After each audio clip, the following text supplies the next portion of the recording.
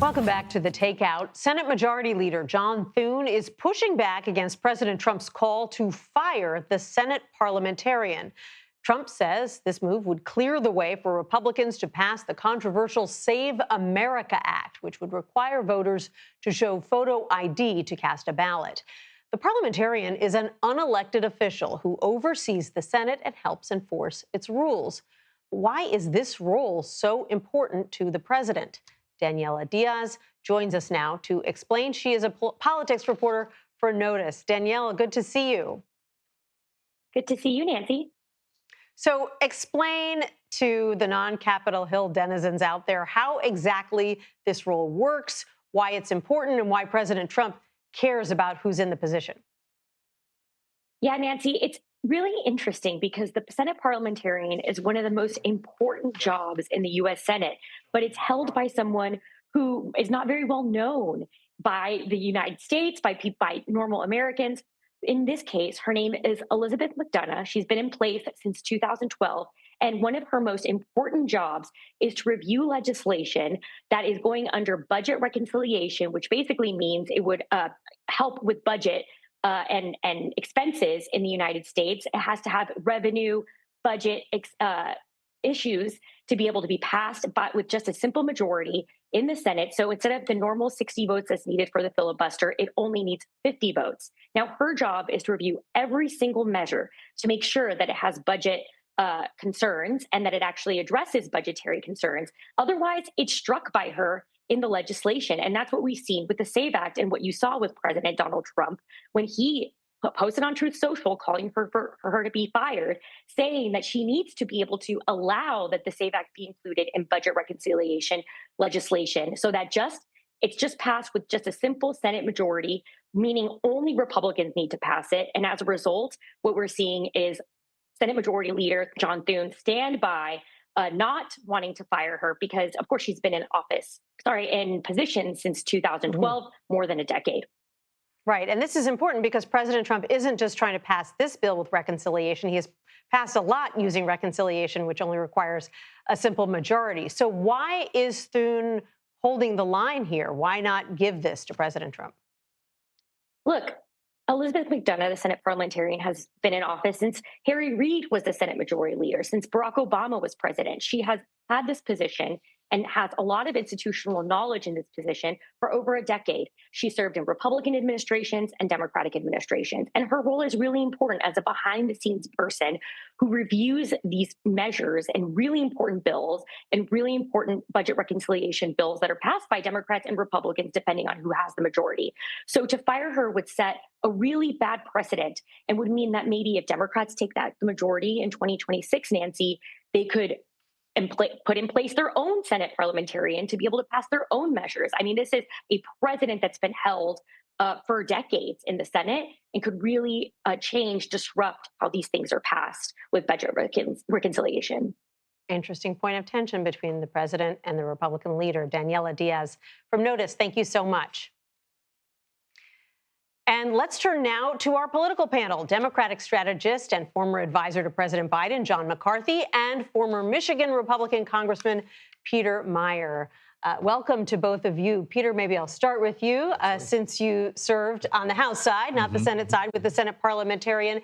But does the fact that Leader Thune has been willing to push back against President Trump on this issue and others, like the filibuster, signal that there is growing tension between Republican leadership and President Trump? I don't know that it's a growing tension. I mean, there is institutional responsibilities that Senator Thune has. Obviously, as Daniella was saying, the Senate parliamentarian will be the Senate parliamentarian potentially in a Democratic trifecta. You want to maintain some of those checks. It's similar to the filibuster in that those are things that could be gotten away with. He could fire her. What are the downstream consequences of that? And are there other ways to pass this legislation without having to go through those processes? Because while I would love to see, elements of the SAVE Act be implemented, They could also very easily be undone and or made exceedingly worse if Democrats had the trifecta down the line. And again, if they didn't have a filibuster-proof majority in the Senate, it's things like the Byrd rule and having a parliamentarian that hews closely to that will be that check to prevent excesses from occurring.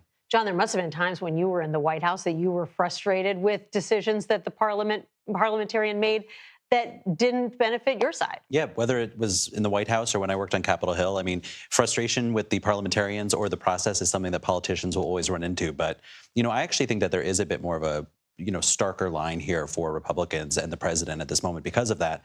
And to me, it's that I think if you can bet on anything in Washington, it's that politicians want to get reelected. And I think that these Republicans in the House and Senate are looking around at each other and the president's numbers. They know that his popularity is failing, and they're looking for some kind of path to distinguish themselves, to step away, because they know that this isn't going to age well. So I think you've seen this increasingly over the last few weeks to months, and I think you'll see more and more of this as we look towards November. Peter, let's talk about one of the issues that is affecting his popularity, and that's the war on Iran. He now says there is an agreement in the offing. Some questions about what exactly that agreement looks like, if it really is ready to be signed. What's your reaction to that, and how's the war playing in Michigan, where you're from? Yeah, I mean, this is exactly the type of thing that would be the first step to, again, reopen the Strait of Hormuz, which is leading to the higher energy prices, which are really the only thing that Americans are seeing as a consequence of this conflict. Mm-hmm. You do away with the higher gas prices, which, by the way, were a lot higher after Russia invaded Ukraine during the Biden administration. So important to keep that in context. But that goes back to normal. But that wasn't because of something that we did, right? But also we saw no benefit from that. If we can guarantee a nuclear-free Iran, if we can make sure that one of our chief antagonists in the region and throughout the world is brought to heel and is no longer able to sow chaos and violence throughout the region, that's a fantastic upside. That is very important to keep into consideration. So right now, folks are only seeing those high gas prices. Reopening the strait will immediately start to have, it's already had an impact on oil futures. You'll start to see that, again, kind of trickle down. I'm very optimistic because it makes sense in both directions. The economic consequences for the Iranians, they want to have the blockade that the U.S. has imposed after they close down the strait, that to be off the table. So that is not the ultimate solution, right? We are just at as the president would say, the concepts of a plan. This is a conceptual component, but that means that there is a basis to start talking, to build trust, and hopefully to get to something that'll be much more enduring once the strait has been resolved. John, to Peter's point, if the president can get a deal signed with Iran, if he can force some concessions on their nuclear program and gas prices start to come down before November, does he turn what is currently a weakness into a strength? Yeah, perhaps. I mean, I'll say this. Before I'm a Democrat, I'm an American. I mean, I, of course, hope that there's a plan here that works out for the sake of the country. And I think that most logical people in the country would agree with that. The problem is I don't think the president has actually brought the American public along with him on this. I think you laid out very well many of the things that could possibly come of this. I would say the president perhaps has not done that.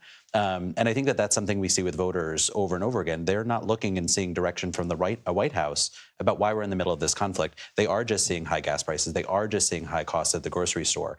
And President Trump was put into office with a mandate to do something about that. And when you hear him, giving these press conferences that don't have clear direction, then pivoting to talking about arches and ballrooms and UFC fights, you don't really sit around and say, wow, this is a guy who really understands what I'm facing in my daily life. So I still think that he's looking at a big political problem from this.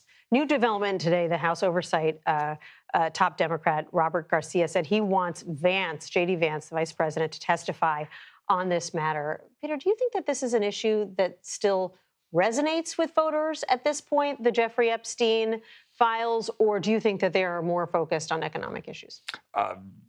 It is not something that I have. Well, I will say I do have some people bring up the Epstein files to me in the context of some pretty dark and disturbing conspiracies that start to get into anti-Israel and anti-Semitic areas. That's really the only place. I think by and large, it is largely media driven. I think there's this expectation, and there are people who are amping up the possibility that finally we will have revealed this global cabal of pedophiles that are out there. And that was the conspiracy theory that formed the basis of QAnon on the right, going back close to a decade. It somehow morphed over to the left, and now is the kind of Epstein class allegations you see Grant Plattner talking about.